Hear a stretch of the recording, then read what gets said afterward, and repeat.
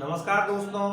अब तक हमने गुलाम वंश, खिलजी वंश और हम्मीर देव चौहान के बाद पढ़ा।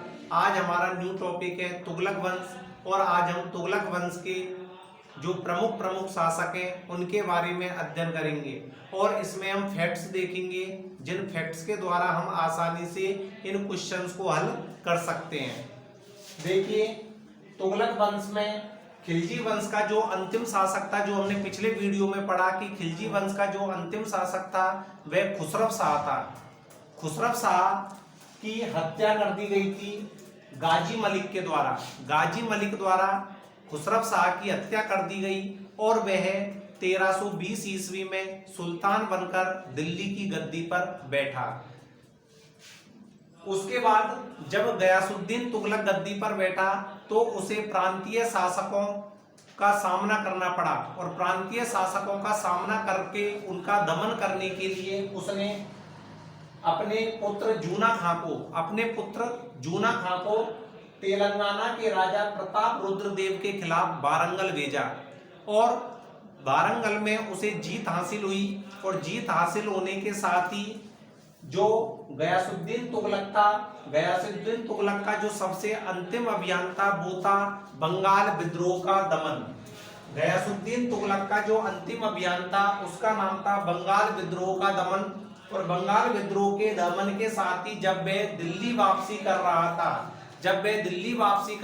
तो दिल्ली वापसी के समय एक स्वागत समारोह में एक लकड़ी के भवन के गिर जाने की वजह से वह दब गया और मर गया और 1325 ईस्वी में उसकी मृत्यु हो गई और मृत्यु होने के बाद उसका पुत्र मोहम्मद बिन तुगलक, जिसे जूना खां के नाम से भी जाना जाता था, गद्दी पर बैठा। मोहम्मद तुगलक के समय जो उसका पुत्र जूना खां था उसके समय संपूर्ण साम्राज्य का अर्थ यह है कि जो गयासुद्दीन तुगलक का जो कुल साम्राज्य था वह 23 मुक्तों में बटा हुआ था। मुक्त जिनको प्राचीन काल में या तुगलक वंश में प्रांतों के नाम से जाना जाता। जैसा आपने अब तक देखा कि खिलजी वंश का जो अंतिम शासक था उसका नाम था खुसरव शाह और खुसरव शाह की हत्या करके गयासुद्दीन तुगलक या गाजी मलिक 1320 ईस्वी में गद्दी पर बैठा। उसका जो सबसे अंतिम अभियान था वो था बंगाल विद्रोह को दबाना।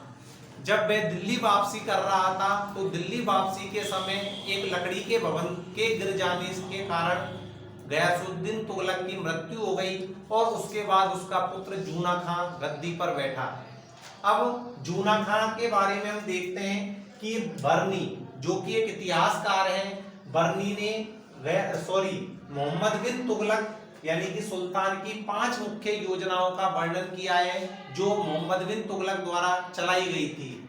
सबसे पहला है दोआब में कर वृद्धि, दूसरा देवगिरी को राजधानी बनाना, जो कि आप पहले पढ़ चुके हैं कि देवगिरी को दौलताबाद भी उसका नाम रखा गया था। तो दोआब में कर वृद्धि, देवगिरी को राजधानी बनाना, सांकेतिक मुद्रा का प्रचलन, उसने सांकेतिक मुद्रा चलाई और सांकेतिक मुद्रा का प्रचलन, और चौथा है खुरासन पर आक्रमण, और पांचवा कराचिल की ओर अभियान।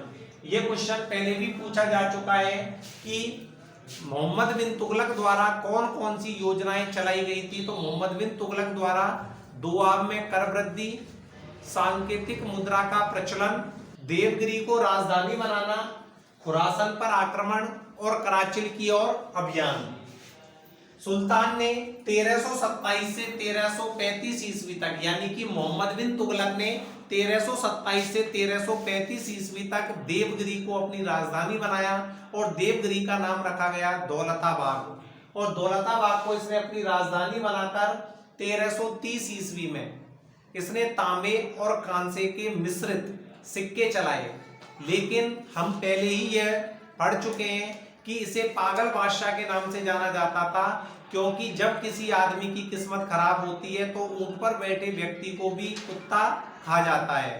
तो इसी प्रकार की घटना भी मोहम्मद बिन तुगलक के साथ हो रही थी। तो 1330 ईस्वी में जब इसने तांबे और कांसे के मिश्रित सिक्के चलाए तो वहां की जो जनता थी उसने नकली सिक्के चलाना प्रारंभ कर दिया, और नकली सिक्के चलाने के कारण यानी कि मोहम्मद बिन तुगलक को अपनी सांकेतिक मुद्रा को बंद करना पड़ा। इसके बाद है मोहम्मद बिन तुगलक की मृत्यु के बाद 1351 ईस्वी में उसका चचेरा भाई, मोहम्मद बिन तुगलक का जो चचेरा भाई था जिसका नाम था फिरोज शाह तुगलक, गद्दी पर बैठा। और फिरोज शाह तुगलक ने, यानी जैसा हमने पिछले वीडियो में पढ़ा था, अलाउद्दीन खिलजी जो कि सैनिकों को नगद वेतन देता था, वह पहला शासक था। इसी प्रकार से जो फिरोज शाह तुगलक था उसने सरकारी व सैन्य नौकरियों को वंशानुगत बना दिया और योग्यता की जांच करने की प्रणाली भी समाप्त कर दी। ऐसा उसने इसलिए किया था क्योंकि सामान्यतः इनको युद्ध करने पड़ते थे और युद्ध के दौरान सैनिकों को इकट्ठा करने में इनको परेशानी होती थी, इसलिए इन्होंने सरकारी व सैन्य नौकरी को वंशानुगत बना दिया। और फिरोज शाह तुगलक के समय ही टोपरा और मेरठ से अशोक स्तंभ दिल्ली लाए गए, लेकिन उनको पढ़ा नहीं जा सका। जो हमने मौर्य काल वाला जो टॉपिक था उसमें हमने देखा था कि टोपरा में मेरठ से जो अशोक स्तंभ में वो फिरोज शाह तुगलक के समय ही दिल्ली लाए गए, लेकिन उनको पढ़ने में सफलता हासिल नहीं हुई। जो फिरोज शाह तुगलक था वो कट्टर इस्लामिक अमीरों के हाथ में था। अब स्वाभाविक बात है, इस्लामिक अमीरों के हाथ में इसकी बागडोर थी, तो इसने गैर मुसलमानों के ऊपर अर्थात हिंदुओं के ऊपर जजिया कर लगाया, अर्थात ब्राह्मणों के ऊपर इसने जजिया कर लगाया। फिरोज शाह तुगलक ने 24 गैर शरीयत का मतलब है जो मुस्लिम कानून के खिलाफ है, तो मुस्लिम कानून के खिलाफ इसने 24 गैर शरीयत करों को हटा दिया और सिर्फ 4 करों को ही बनाए रखा, जिनमें था खराज, जकात, खम्स और जजिया। खराज, जकात, खम्स और जजिया, ये 4 कर ही इसने लगाकर रखे और 24 गैर शरीयत करों को इसने हटा दिया। इसने, यानी कि फिरोज शाह तुगलक के समय दासों की संख्या में बहुत अधिक वृद्धि हुई और दासों की संख्या में अत्यधिक वृद्धि होने के कारण इसने दासों के लिए एक विभाग भी बनाया जिसे दीवान ए बंदगान के नाम से जाना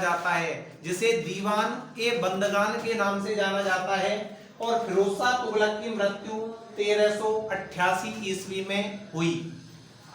ये वीडियो पसंद आया होगा।